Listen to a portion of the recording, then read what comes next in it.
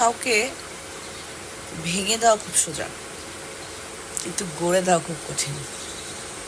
আত্মসম্মান বোধ নিয়ে একটা বাজে সমালোচনা করা খুব সোজা, কিন্তু যে কোনো মানুষ সম্পর্কে হয়তো সে দেখতে ভালো না, হয়তো সে কাজটা ভালো হয়নি, কিন্তু ইন্সপায়ার করে তাকে সামনের দিকে এগিয়ে দেওয়ার যে প্রবণতাটা বা আপনার যে পজিটিভ চিন্তাটা, সেই মানুষটা সে আপনার এই ছোট্ট পজিটিভ কথাটা সেই মানুষটার কাজের প্রতি তার আগ্রহটা আরও বাড়িয়ে দেবে।